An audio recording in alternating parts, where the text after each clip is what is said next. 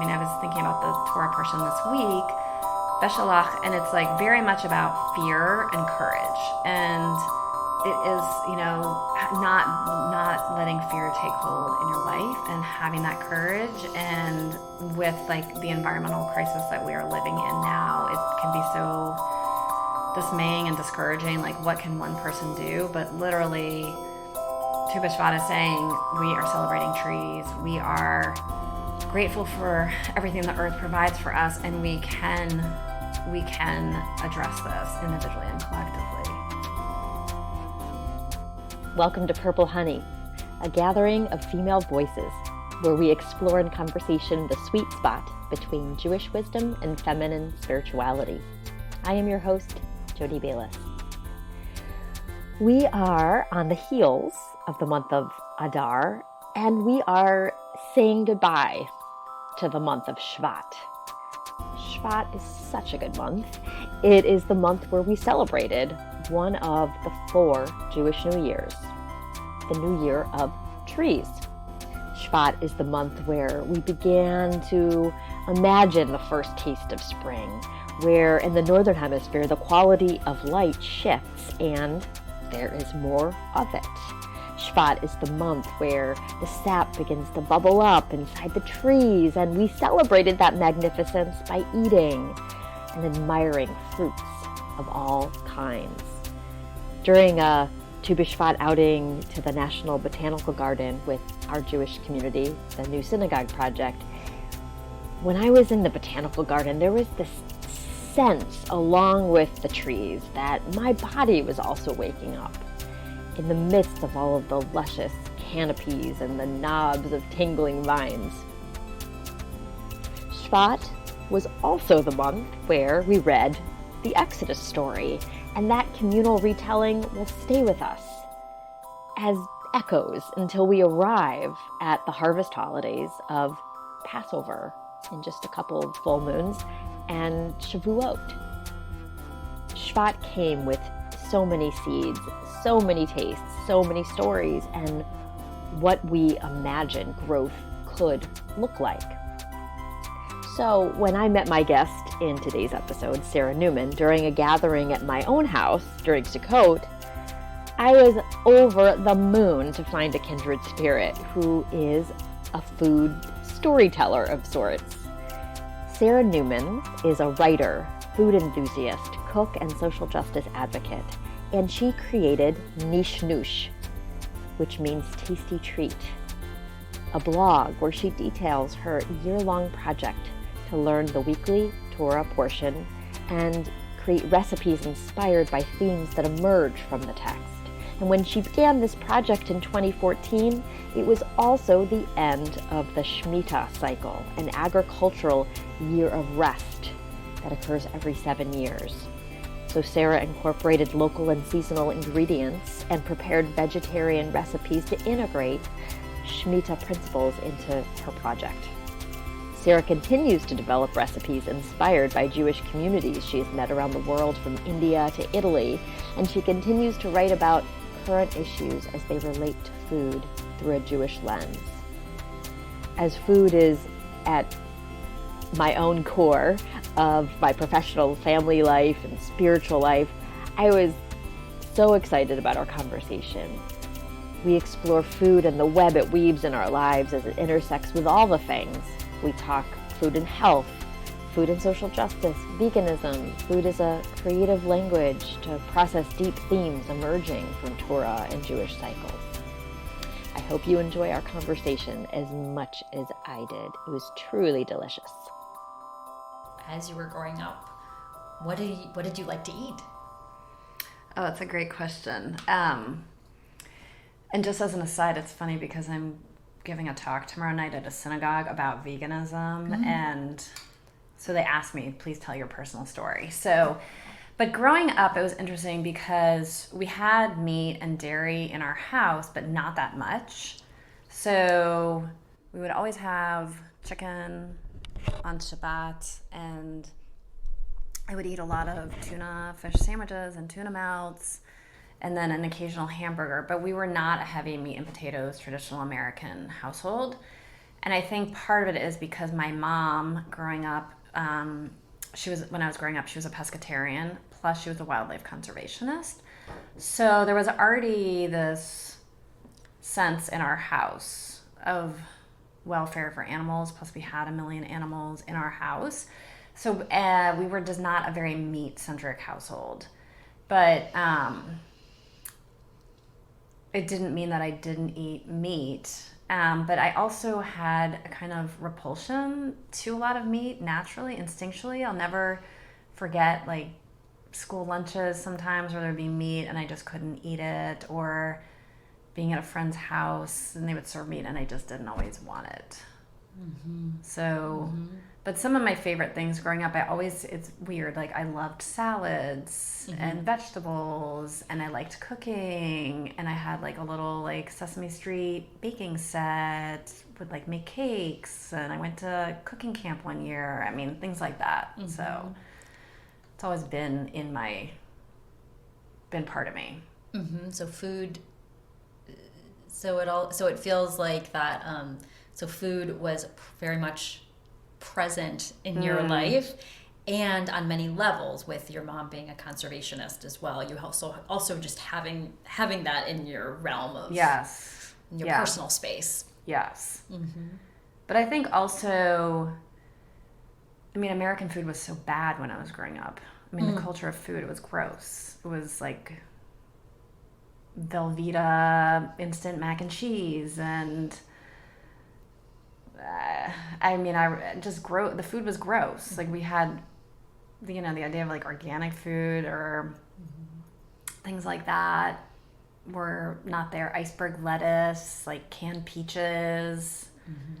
I can't believe I grew up eating these things, but it was so there. That was what we would eat. And it's funny, actually growing up, my sister and I, because Velveeta was certainly something in our house, and my sister and I created, I'll just say that with, bunny ears, is these things called pizza crackers. So we'd take like Melba toasts, Prego, and Velveeta cheese, and like it was like so full in my tongue.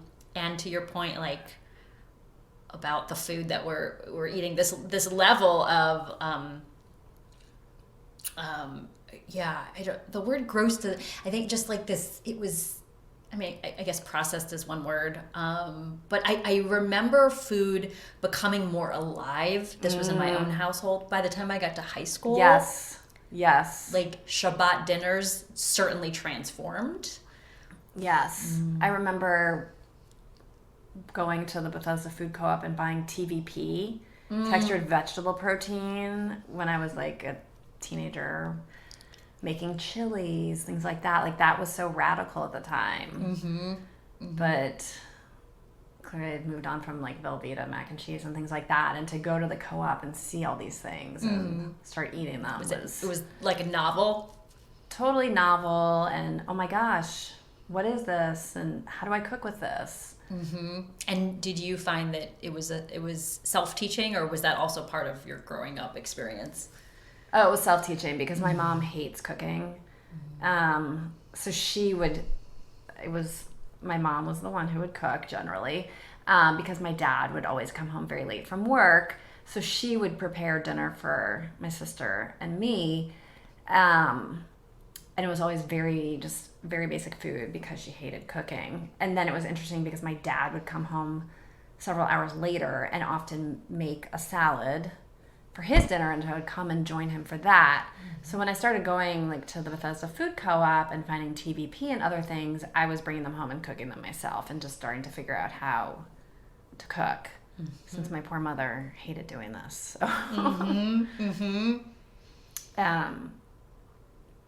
And then it was, I think, the nascent stage of developing a healthier, more natural, whatever the word is, food culture in America. Because in high school I worked at a bakery that was like the first artisanal breads in DC. And there was a woman in charge of the cheese department at this bakery, and I learned from her about cheeses, and I learned, wow, there's more than like cheddar and Swiss, and So that was also very eye-opening. And she was French, and like an introduction into the nuances. Exactly. Yeah. There's a whole world out there. It is amazing to think of like these formative moments. It's funny when you said artisanal bread, I was like, wow, like, for home challah bakers in the 80s or whatever, like, I guess, there wasn't, I didn't have homemade challah each week. It wasn't until high school for me that I was interested in baking challah. So, this idea of artisanal bread becoming a thing more broadly, but then in our homes baking challah, there actually always was this opportunity weekly to have artisanal bread. So I always love those Jewish connections. Yes, totally. So interesting. Totally. And it's just interesting how these societal transformations, where there is suddenly the cheeses and the breads and people bringing those into their homes, and then just how that organically would spread, and now you can go anywhere and these products are ubiquitous, but just starting with like just a few individual little businesses, how that was so transformative. And and also in thinking about variety, I remember in college for the first time drinking Eden soy or Eden, is it that brand? Soy milk? Yes. Out of the box. Yes. And I personally love like gritty, earthy flavors, so I like loved it. And now they have, of course, Silk and 365 brands, and that are more like along the neutral flavor. Of course, the almond milks and all the the ham, the oat. Yeah. The level of variety is also another. It's crazy. My sister actually just sent me a photo the other day of the Eden soy, and she said this is still the best soy milk. I'm like, even thinking about it, I'm like, I wanna go have a little cup of. It's so rich and creamy. It's so rich and creamy. It was like, felt like it tasted to me like a milkshake. It was such a full mouth experience. And anyway, and I also remember. I went to school in Southeast Ohio, and there was that was my first introduction to a co-op, as well as like a small there was a small Mexican restaurant that only used local ingredients. Wow. And I didn't quite know what was different about it, but knew that I loved it, and whatever it was, I had to have that. Yes. Yeah. Wow. So it's kind of like that Alice Waters sensibility of like, I just want to go where the flavor is. Exactly. This tastes good. This is real food. This is not iceberg lettuce covered in pesticides. But back to the milks, it's interesting because I have a cousin who is transitioning now to a vegan diet and has been texting me each day with questions and photos and so forth. And so when he first started on this process a few weeks ago, he texted me from Whole Foods and sent me a picture of the plant-based milk section, and he said, I can't believe I've never noticed this. I've been here 10,000 times and I've walked by this and never even seen any of these. Help me, what do I buy? So those two statements right there, it's like, one, I've never seen this. Yes. Two, I'm overwhelmed because there's so much variety. Totally. And I was just amazed on so many levels, and I told him, buy a range, do taste tests, figure out what you like. Yeah. Because you might love Oatly or you might like the soy. So, but I think so much of it is how we go about in the world, and we all have our blinders. And so, growing up and just eating Velveeta and iceberg lettuce and canned peaches and stuff, like I didn't know anything else, but I didn't like it, but I didn't know, there's other options.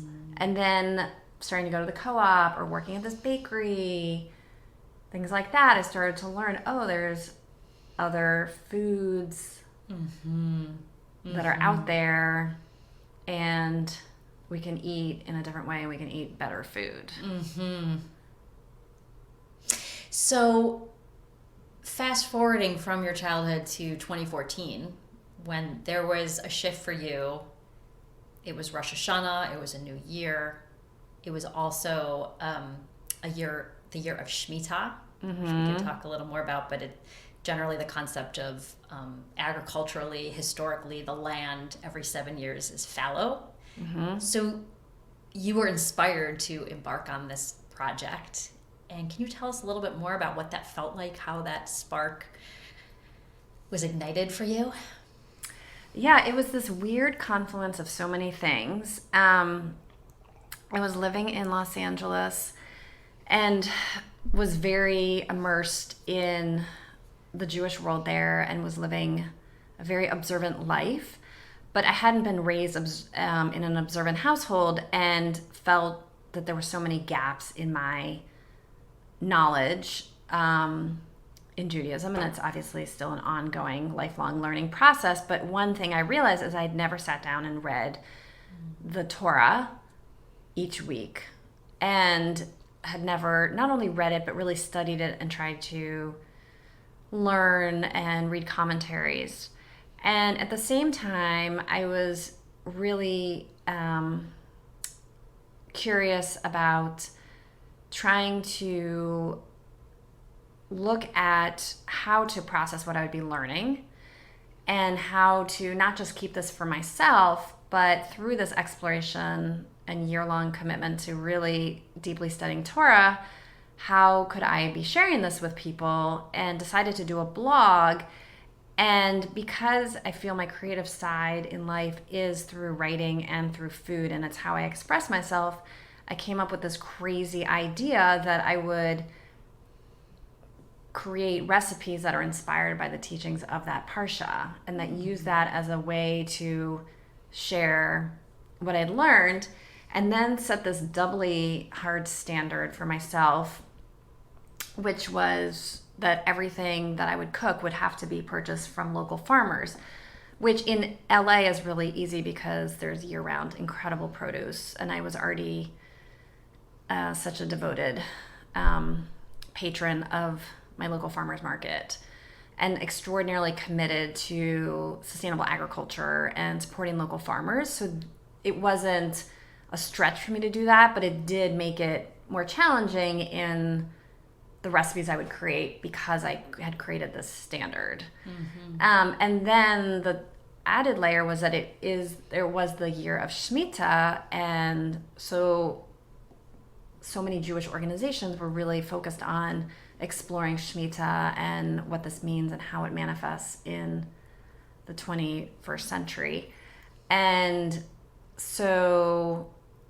particularly being outside of Israel. So it was really a confluence of all of these different strands in my life of trying to explore Torah, expressing that through food, supporting the local farmers, and then looking at Shemitah, as well as a lot of other issues that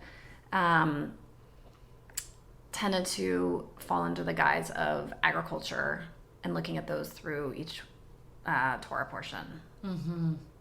So there's so many layers, which it's very Jewish in the sense that there's all these layers of meaning. Yes. I think that's what I'm the most grateful for around our Jewish tradition, is that it's about weaving meaning together. And so you'd mentioned that you had not studied the Torah portion like formally each week before. How do you feel using the food as a tool to relate to and to express like how you process this? How do you feel that it sort of helped you understand the Torah portion versus if you had not used food at all? What did the food do for you? It's a really good question. For me, it's the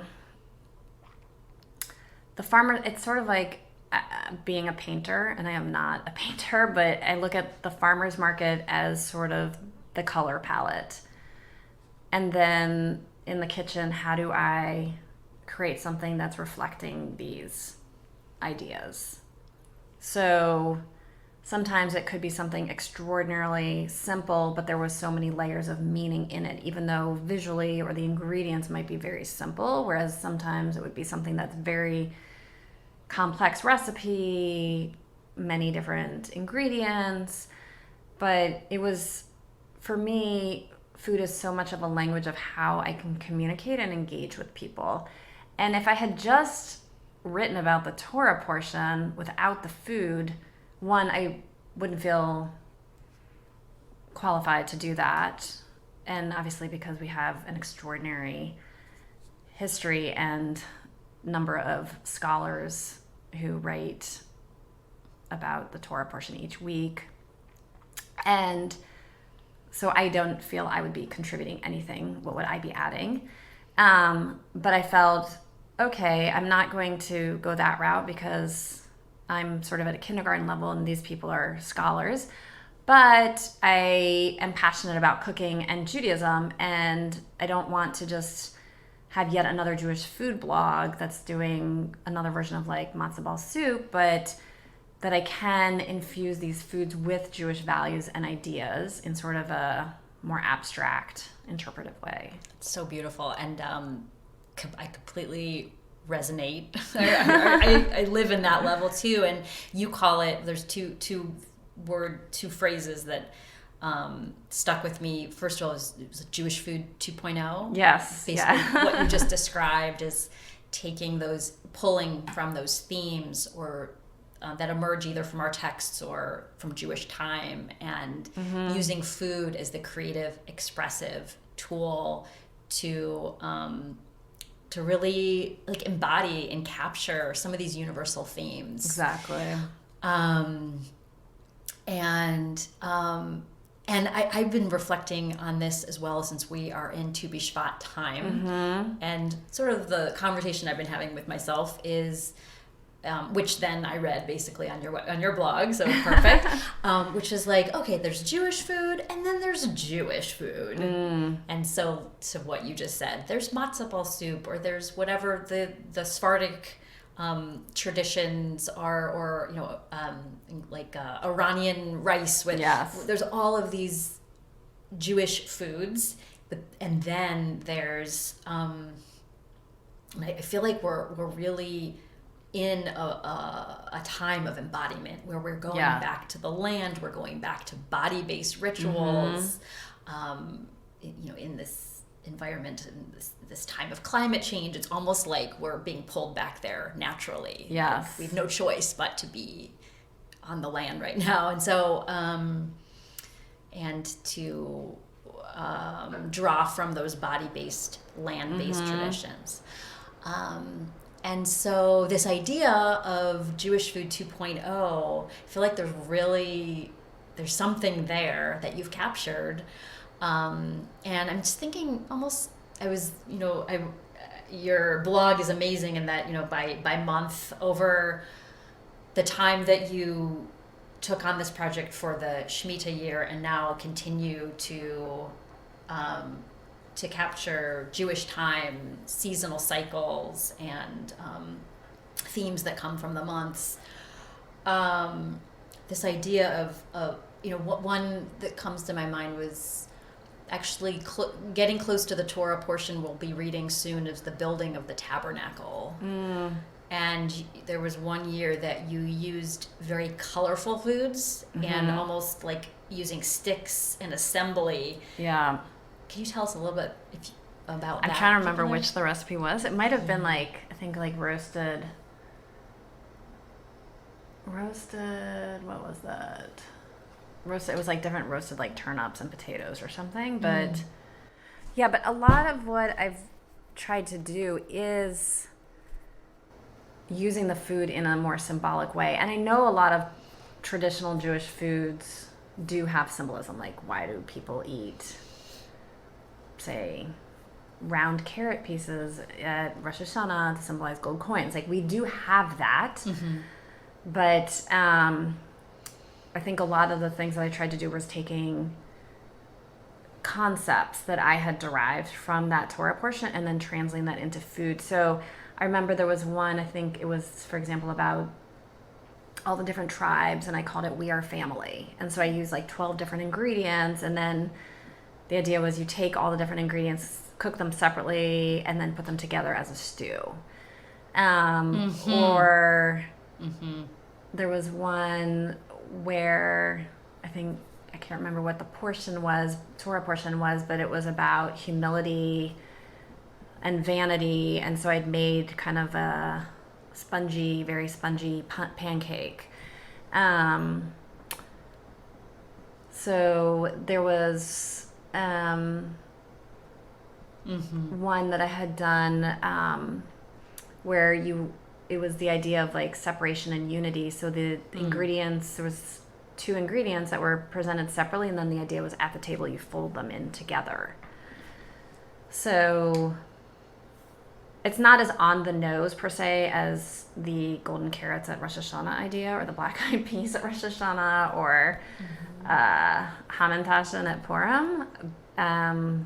It's more esoteric. Times. And I love thinking about it as alchemy. In that, and I'm sure you have read or know of Salt, Fat, Acid, Heat. Yes. And the Samin Nosrat's book that, I can't remember when it came out, but now that it's a Netflix series, it's exploded. I read that and was like, whoa. Like, in reading about how fat, can coat particles and, or like with the water content, make a pie, make it also rise. So there's, through the steam, and then that makes a flaky, all that stuff. Like, this is alchemy, and this is a spiritual tomb or tome. Wow. It's a spiritual tome. That's when in reading that, and wow. I tried to jot some of these ideas down around the Jewish New Year. What did I? Oh my God, I can't remember what I called it. Taste and teshuvah. The idea that tasting certain, if it's an acid or how salt can elevate, can these themes, as you said in an esoteric way, can these themes like penetrate through our bodies, and even more deeply all that lives in our bodies, emotion, even trauma, memory. Is there a way that it can like bring us a little closer to, at that time, transformation around Rosh Hashanah, or even Tu B'Shvat, connecting to trees and to the land and to growth? Yeah. So that language you're using it's right there. And you also use the phrase edible midrash. So midrashim, the tradition of midrash, I think Aviva Zornberg refers to it as stories within the stories. Beautiful. Such a beautiful tradition in Judaism that really drives forth our narrative in a creative, artful way. What do you think of when, as you were creating this idea, edible midrash? Yeah, no, it's a great question. I keep always tinkering with what the subtitle is of the blog. And then at one point I realized, well, I am reading all these midrashim to understand the Torah, and the idea that the midrashim help us understand concepts or the parsha, or to explain the inexplicable, or to just even help create a narrative around a very complex idea presented. And so I realized, well, I am telling stories and I am trying to interpret. It's just in this edible form. And what does that mean? And I think Judaism we're always, yes, there is the historic midrashim that we use to very much understand so much of the Torah and Tanakh. But in the present day, we're still creating midrashim and different ways of trying to understand and be Jewish. And that Judaism is not dormant. We're not just studying midrashim from hundreds of years ago or thousands of years ago. We are still to this day, through all the different ways that people are creating and infusing Judaism with new life and new ways of practicing. And so I've just brought this idea of we can create through food ways to understand Torah and literally eat and embody that. And I think it also just touches on the idea of the importance in Judaism of health. And so, yes, I make unhealthy foods, but in general, a lot of it tends to be healthier. And so, again, this idea that we're ingesting concepts and foods that are part of our Jewish path. It's so funny. As you were talking, the word create came in my mind. And then right in the middle of the word create, it's very like, is it shoresh, the root of the word? Oh my gosh, yes. Wow. Excellent. And as I was thinking gosh. this, you said the word create as I was... Brilliant. Whoa! Create, eat. And I should have said this right at the beginning, but the name of your blog, Neesh Noosh, tasty treat in Hebrew. Yeah, like a snack. Like a snack. Oh my God, there's so much. First of all, I had to Google. I'm like, there has to be a bakery called Neesh Noosh somewhere. And I didn't go too deep into the Google, but I'm like, I'm not finding like there should be. I'm like, is there like, or it should be like a Beit Midrash, like a Neesh Noosh, where you learn a little bit of Torah and then you eat then you make a tasty treat. That would be hilarious. But where did that surface? Well, and there is I have seen in Israel a little like corner store called Neesh Noosh. You know, like an Israeli version of a bodega. But when I was creating it, my boyfriend at the time was Israeli. And so I was talking to him about all these different titles. And there was, you know, like the more traditional things, like, I can't remember, but just very on the nose. And then we were talking, and he probably just came up with and said, but what about Neesh Noosh? So I definitely attribute it to him, that he was the one who suggested it. I did live in Israel at one point, and the two of us together, I wrote a blog when I was living in Israel about life in Israel, and just through a conversation with him, we came up with a title for that blog, which I ended up calling Holy Balagan, which I felt like also very much summarized life in Israel. So it's those words like Neesh Noosh where you can feel it go through your body. Yeah. I think there's a lot of Yiddish words that are like that too. Or sababa is another word that's like that. Yeah. So brilliant on the Neesh you. Noosh. And you talked about this idea of ingesting and health, and your recipes embrace that as well. And you lead a vegan lifestyle. How long have you been doing that? I am not exactly sure, but it started, you see it in my blog where I'm not eating dairy, and I'm starting to say, okay, I give options, like you can use cow milk or you could use non-dairy. So I think I started becoming vegan around the time I started the blog. So it's been like 5 or 6 years, but it's not like I had this moment one day where I said, okay, I'm vegan. Or if I did, I don't remember. So it's been a process. But I became vegetarian when I was about 9 or 10. Again, it's kind of fuzzy. And then, so the vegan's been like 5 or 6 years. And what was that like just physically, even just transitioning? Did it feel good? Was there a B12 moment, deficiency moment? Were there times you had to balance things out? I even had a B12 moment like 2 months ago. So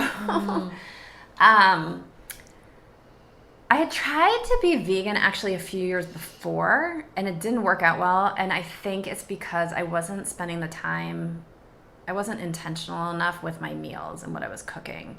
So I was vegan, except that I still ate eggs. And then I just I was working a crazy job and just having to eat out a lot and just I wasn't taking care of myself.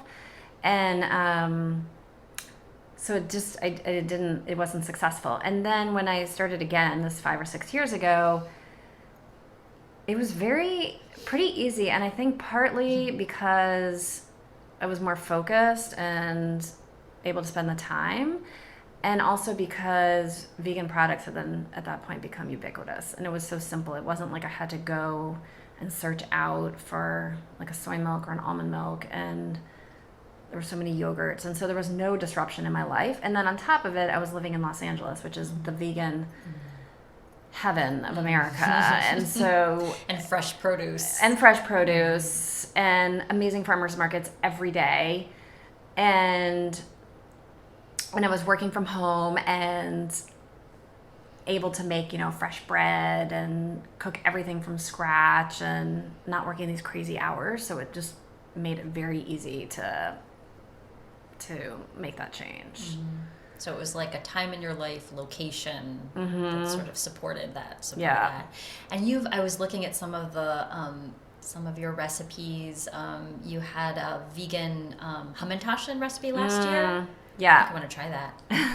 Looked really good. I mean, another thing I've realized with going vegan is most things are very easily to make into vegan in terms of baked goods and things like that. And people always say, oh, do you miss anything? And I honestly, there's nothing I miss. There's nothing that I haven't been able to recreate. I mean, I even was in New York last year at a vegan French restaurant and had creme brulee, which is usually an egg-based dish. So I never feel like I'm missing out on anything, and in general I just feel so much better. And I know there are people who've chosen to be vegan who desperately miss meat or dairy, things like that, and I'm just not one of those people. And I find even in my own work, like guiding people around wellness and food, that everybody's makeup is so different, and everybody's like health snapshot is so different. I've tried in the past couple of years, I've tried being vegan, and I'm in like a perimenopausal moment that I didn't feel built to sustain that fully, but it's funny also, I'm calling myself being in a Shemitah year because I'm 42, and that felt significant. And so I was in reading your blog, I was like, well, maybe I will I want to mark this Shemitah year in some ways. So I'm like, maybe I'll try for a month or even 5 days a week. I don't know yet. It's not pulling so hard, but it does feel like, I feel like in general it can overwhelm many. I know people that I work with, but there's also so many great principles that come from it that could even just be drawn from just fresh vegetables. Yes. And I think it's hard because there's so many emotional associations with food, whether it's just things you personally love or a family recipe or just something in one's tradition. And so it's a very sensitive topic for people when you start talking to them about what they eat. It's such deep held beliefs and practices, I think, often. And so it's not the same as if you told someone like, go get a new hairstyle or something. Like that's not. And then on top of it, for people, when you've been doing one thing your whole life, like if you always eat a chicken salad sandwich for lunch every day, and then suddenly you're trying not to do that, it's very hard. When when I talk through people's food lives with them, like I kind of structure it around I think I call it 4 or 5 F's. And I'm only remembering the first 3, but it's like foundation. Like what is what are the foundational foods you like to eat? What's going to make you feel good and grounded? Flow, which is like, what are your food days like? What's your month like? When do you get hungry during the day? The third one is feelings. And so like it's sort of hitting all those notes that you're saying, and like it's an interesting idea to think through that from a vegan lens, or trying to adopt some of the vegan principles, some of the time of the week, to really help build it so that it feels sustainable in somebody's life. And there's so many great organizations like the Reducitarian, or someone like Mark Bittman who advocates for only eat meat after 6 o'clock, or Meatless Monday, things like that. I think another thing about veganism, so when I first became observant, I had a friend ask me, how can you do this? How can you turn off your phone? How can you only walk? How can you cut yourself off from the rest of the world? And I said, it's my way of saying no to our 24/7 lifestyle. And there was many other reasons I was doing it as well, but part of it was that she really understood. She said, oh, okay. And I think, yes, veganism is now a multi-billion-dollar industry, but it is in a lot of ways taking that same type of stand. Like, I'm saying no to our government subsidized meat and dairy industry and all of the environmental what's the word I'm looking for? The environmental calamity that's caused as a result of eating meat. And also, I'm defining what I'm going to eat and what healthy is, as opposed to our broader society saying you need to eat meat, you need to eat dairy for calcium, you don't get enough protein. And then how this very unhealthy way of eating is really rammed down us from the government, from large, health associations, things like that. So I think there are a lot of parallels in different ways, whether it's in a religious setting or in the food setting, of being very defiant. Also, this theme of the like personally in the body. How does this stance? How does this position? How does this feel inside? How does it work in my life? And how does it feel inside me? And then there's the global, connected to this global larger piece of what I'm doing. And it's interesting because it seems similar, veganism, and then also actually this practice that you had back in 2014 of how does this text taste and feel in my body? And with this universal theme around it. So like they both, it kind of have a similar, that pull of the inside and then connected to the universal. And like what is, and we have to take care of our bodies. I mean, this is a concept in Judaism that I think it is such a cerebral religion often, and that can often be a disconnect between our bodies and the rest of our being Jewish. And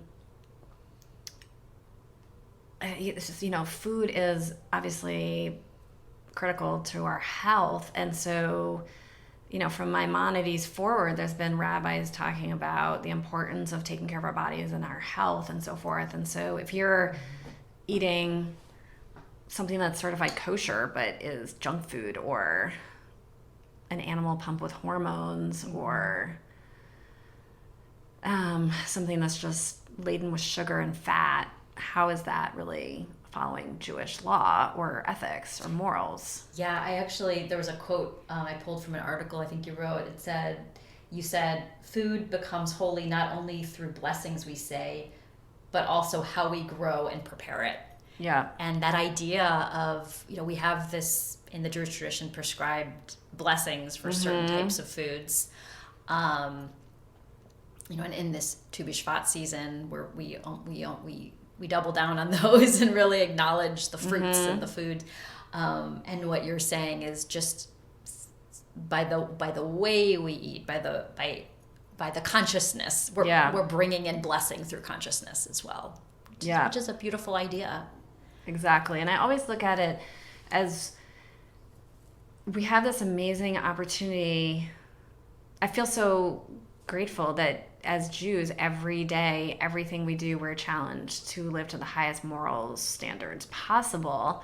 And we're human, and we're constantly failing and trying and failing again and trying. But that includes what we eat. And I look at food as not just for health. I look at food as also a tool. It's a tool for social justice. It's a tool for environmental justice. And every single thing that we choose to eat has some type of implication, both for ourselves and for the broader impact on the world. And all of this is supported in Judaism. I mean, I have a friend who's a rabbi who, when I was first starting on this journey, he said, Sarah, the entire book of Torah is a book of social justice.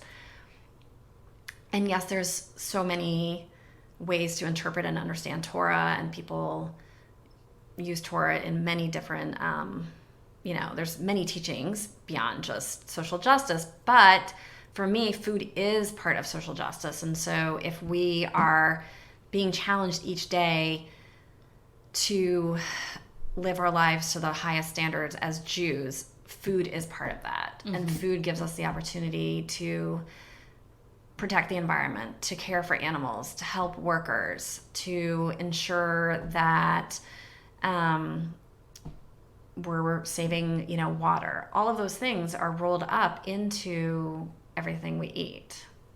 And you also, I'm thinking about a story your most recent post retelling your travels to the South. And so you really, there's the layer of veganism and environmental responsibility and consciousness around what we're eating. And you tell stories of people and places also to sort of express this idea. And actually the two that are coming up in my mind, one was your most recent trip to the South, where you also share a story about how to prepare your recipes, how to prepare vegan grits. Mm-hmm. Another one that come to my mind that felt powerful was a trip to Germany. Mm-hmm. And I believe it was like a plum cake. I'm so impressed you've read all of I've even just going through them, so many pop out. But could you say just a little bit more about either, just those? Yeah. No, thank you for reading all of this. Mm-hmm. So when I finished the year of the Parsha, then, and I did miss some, so I'm going to go back and do those this year actually. And then I did a year of, I did recipes for each Rosh Chodesh. And then in my life, I started, I was at a point in my life where I started traveling a lot. And again, I was going all over the world, but wanted to go to the Jewish communities in all these places, no matter how small or obscure. The smaller and the more obscure, the more I was drawn to going to the place. And then once again, I was going to these places and I needed to process it and share it. And so I was doing this through food. So, so I went to Germany. This was a couple of years ago, and it was very much a exploration of Jewish history and the Holocaust and present day Jewish life in Germany. And I was in Munich and Berlin. And it was just so challenging and conflicting. And there was everything from going to all of these different sites and memorials all over Berlin to then having these powerful experiences like being at synagogue in Berlin and just experiencing that. And then having this man on Shabbat morning at Kiddush, he was celebrating his bar mitzvah, and he explained how he found out that not only had his father been a Nazi, but that the entire town had been involved in the death of all of the Jews in this town, and that when he confronted his family about this, they would not renounce the Nazi party. And he was so devastated about this that he left his family and left the town and essentially wrote like a farewell letter to them and condemned them for their being Nazis and not renouncing it. And not only did he leave the town, but he then eventually converted to Judaism. So it was just such an extraordinarily powerful experience to be in Berlin and have that. And the night before, I had been at a different synagogue, which ironically had been the synagogue that my father, the rabbi, had fled and became the rabbi at the synagogue my father had grown up at. That's amazing. And at that one, there was 4 cousins who had come from Israel with their grandfather's sefer with his prayer book, and he had fled Nazi Germany and had somehow ended up in Israel and had taken this prayer book with him and had never come back, and they had come back to bring it back to the synagogue. So it was just so meaningful and so powerful, and interspersed with all of the Jewish sites throughout Berlin. And then it was interesting because there was a vegan cafe, of course, in the neighborhood I was staying in, and they had a sign on the window that said "No Nazis." And so I was talking with the woman at the counter, "Why do you have this sign?" And she had said that there had been some Nazis that had done something in the neighborhood. I can't remember what had happened exactly. And she said, so we have this up saying, "Get out of our neighborhood." And in that place, I had a cake, like the plum cake. And so I felt like, yes, I'm talking about Nazis and the Holocaust, and this is really heavy, and I don't want to just make light of it by having a cake, but I do want to share this. And having had this traditional fruit cake in this vegan cafe, where in the 21st century they're still battling Nazis in Berlin, kind of tied it all together. So I totally get that. It's a lot. It's a lot, and then there's this plum cake. Right, exactly. It really, and you most recently took in history in our own country, in the South. You visited the Equal Justice Initiative's memorial. And the museum, And the museum,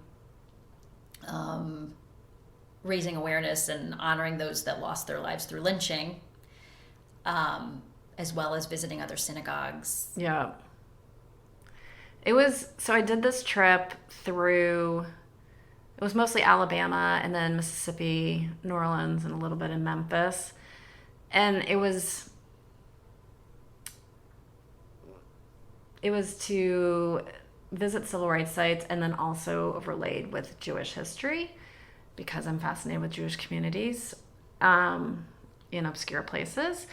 And I realized that I had the same level of culture shock / fascination / personal investment or connection to it as I did when I was in Germany, in terms of trying to understand my personal narrative, where I fit into it. And then also, as an American, this is so part of who we are and what that means, and to understand that. And in terms of the intersection of the Jewish life and the civil rights, I mean, it was such a powerful and emotional and at times very draining trip. But I think one of the things that I really struggled with and was fascinated by was that there was all these Jewish communities in these small towns. Like, there's a synagogue in Selma. There was a synagogue I went to in the small town in Mississippi. And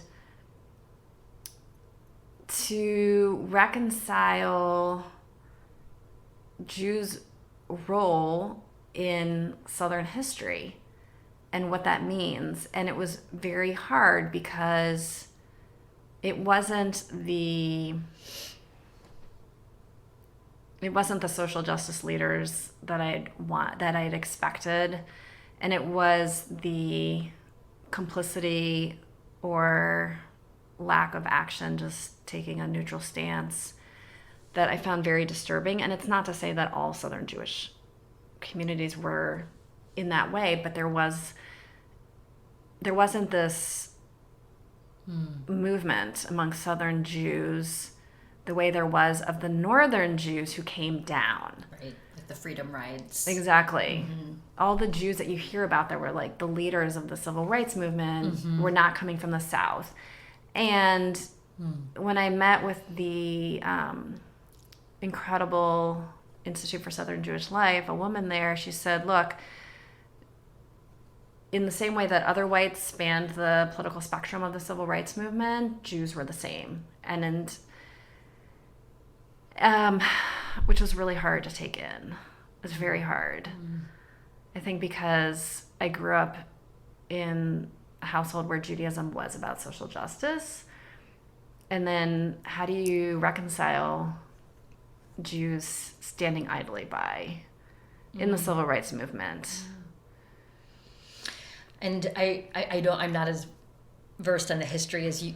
I'm not as versed in the history as you are, but like just what comes to my mind is just this idea of migration and and where we settle, and safety, and for sure being within communities, norms within communities, and all of these things bring up more questions for me.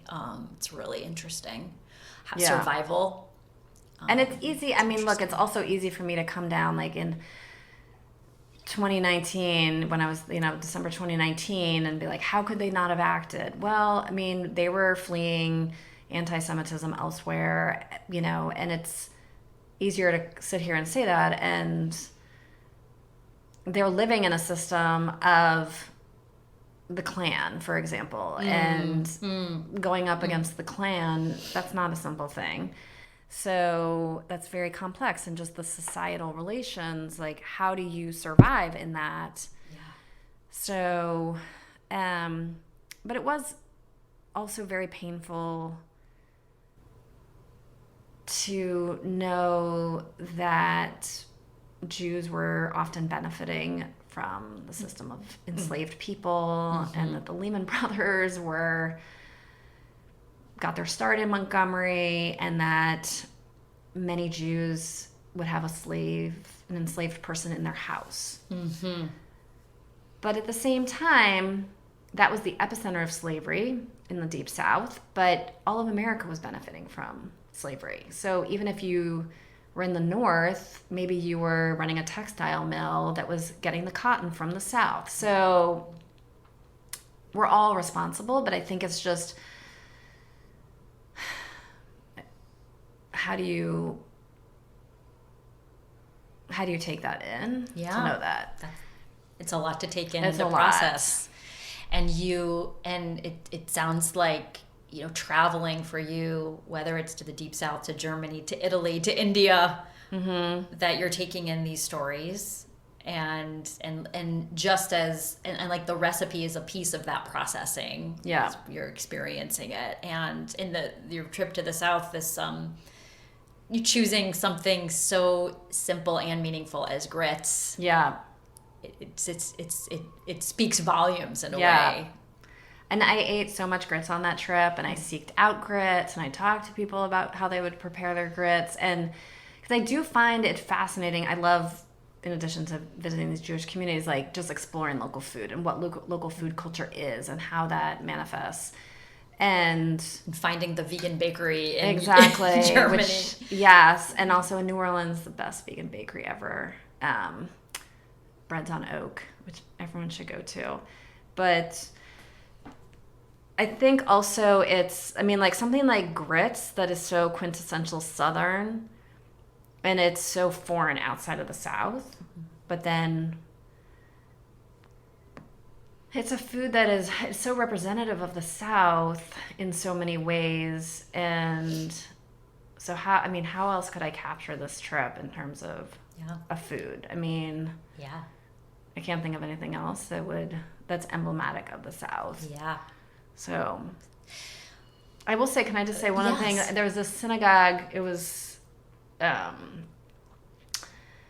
there's a synagogue in Montgomery, and I was looking on their website, and it was just their description of who they are. They described their founding as before the war between the states, and that they had endured economic and agricultural booms and busts, and I couldn't believe I was reading these things. And it's just really, things like that were really hard to take in.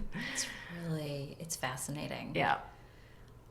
Jewish history integrated into this very dark foundation, like part of America's foundational history. It's fascinating. And I mean, I left with more questions rather than answers. And I think, it's also very Jewish. Yeah, exactly. I'll spend like the rest of my life, and,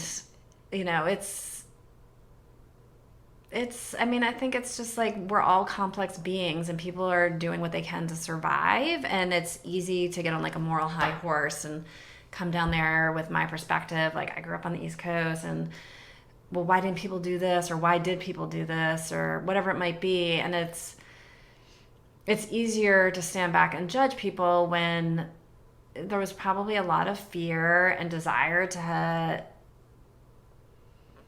fit in as much as possible in such a brutal, oppressive system of white supremacy. Right.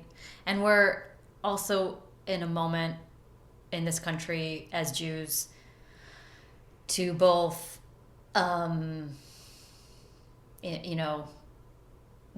this rise of anti-Semitism here in the United States, and this reckoning with an identity of what it means to be white in this country, and we're absorbing all the stories and kind of and owning this history and holding space for it because we can, and so I think it's a very interesting time being Jewish now here in America.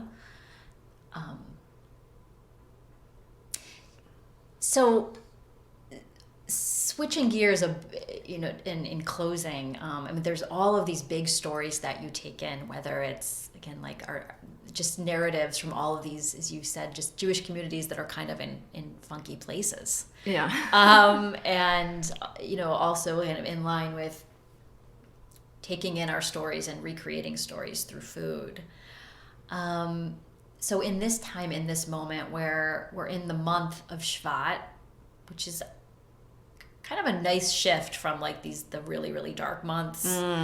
We're in this moment where we can sort of start thinking about the seeds, the seeds, the seeds we might grow, or the trees that are just getting ready to, that are flowing internally. We're sort of heading more in the direction of the month of Adar, the month of Nisan. We're even right now telling the story of the Exodus and what happens after that. So there's really interesting themes to pull from and stories to pull from. There's this very mild winter we're having. Which is scary. So there's all these things. I'm curious what foods are inspiring to you right now? What foods or recipes? That's a really good question. Well, let's see. One of the things that I've been doing a lot of lately is making a lot of things that are stuffed and roasted. So I've been making like a stuffed kabocha squash with like a black rice and then roasted fruit or things like that. But I'm always still eating, even though I'm not in California anymore, but even in DC, we still have amazing seasonal food. So I'm still always eating in season. Like I'm not going and buying, like pineapples in February. But I think also just, talking about like Tu B'Shvat, which I love, and it also, and as you're talking about, like, changing seasons and stuff, I have noticed lately I'm actually eating a lot of seeds and nuts and like putting a lot of those things in vegetables. And I think another thing is that in Judaism, it's so amazing that we have 4 New Years. And so there's always this opportunity for renewal and for starting afresh and hitting that reset button. And I agree. Tu B'Shvat is so incredible in that it's connecting to the earth. It's connecting to the food that we eat. And it's like the ultimate kind of Earth Day / vegan celebration. And like, what better way to bring in the spring than thinking about the food that we're eating and being able to like get seedlings going in your house and start thinking about what the foods are going to be, coming up in this, just a few months at the farmer's market. And And I think the other thing is like with this opportunity, with having all these New Year's, I mean, I was thinking about the Torah portion this week, Beshalach, and it's like very much about fear and courage. And it is, you know, not letting fear take hold in your life and having that courage. And with like the environmental crisis that we are living in now, it can be so dismaying and discouraging. Like, what can one person do? But literally, Tu B'Shvat is saying we are celebrating trees. We are grateful for everything the earth provides for us, and we can address this individually and collectively. So Beautiful. And actually that connects for me, and like this connection between fear, courage. I'm thinking of like a stuffed squash, and like, you know, you got to scoop out the center. There's the pieces of that, and then like incorporating this other piece and holding it. You can kind of, it's Jewish food 2.0. Yeah, exactly. There's, you know, many faces to God. There's many ways to interpret Torah. There's many ways to use food to, like, you know, get through, to understand Jewish concepts. So, yeah, and just also celebrating the abundance of what we have, I think is another thing of Tu B'Shvat. Well, thank you so much for this conversation. Gosh, this is amazing. I loved it. Thank you. Thank you. So great. And now for some sweet notes. Sweet note 1, edible midrash. As a teacher that I like to learn from, Aviva Zornberg, she describes midrash as the stories that unfold from within the stories. Recipes themselves can tell stories that emerge from ingesting teachings from Torah. While some text may feel dense, some of the characters we meet may seem confusing or complex, some of the themes joyful and even painful, food offers the color palette, as Sarah so beautifully described it, to further express and internalize and taste these stories. Sweet note 2. Eating in cycles is so Jewish. As a personal fan of the mystery that happens in transitions and the lessons we find in lead-up times, I love how Sarah marked the end of the 7-year Shemitah cycle, the agricultural cycle where the land rests for the year, like a Shabbat for the earth. Sarah added in this layer of meaning by cooking vegetarian and ultimately vegan recipes and used local produce. Sarah also marked the weekly cycle with a recipe, reflecting on Torah through food. I like to imagine how these kinds of cycles can bring meaning into our own food lives. As I mentioned, being 42 years old, I felt very drawn to the idea of a personal marking of a 7-year span of life, chunk of life, and what would marking that, what food shifts or recipes could celebrate that life moment. Sweet note 3. How we as individuals configure our food lives creates an active, living food blessing. This idea of blessing felt refreshing. So the series of steps we take from farm to farmer's market to vegetable garden to the table to all the thoughtfulness around all of the steps and all of the ingredients, these form a food blessing. Also the idea of creating clear boundaries and setting a personal bar around everything from organic to when do I want to focus on plant-based eating to will this food support my health, all of this feeds into that living food blessing. Sweet note 4. Judaism always asks us to gauge, where am I, the individual, in relation to the larger whole? Sarah further uses food to pose this question as she integrates personal experiences traveling around the country and the world, taking in stories about people and Jewish communities, and incorporates all of these experiences into one culminating recipe. These recipes can be simple and complex with nuance. I can imagine myself staring into this steamy bowl of creamy grits and asking really big, really tough questions. All of these recipes come with notes of taste, texture, color that can somehow reflect large experiences and penetrate into really deep meaning. So whatever it is you're eating in the coming months, I recommend checking out Sarah's website, Neesh Noosh. I'll have the link on my own website, redlentilconsulting.com, and you can find some of Sarah's inspiring recipes. And perhaps may we all find that greater alignment with what we are deeply chewing on, with what is on our plates. I'd like to thank Sarah Newman for this delightful conversation. We could have talked for hours and hours and hours. And I'd like to thank Ethan Bayless for his music as composer, his support as co-producer and sound engineer, and his general awesomeness. I am Jody Bayless, and this is Purple Honey.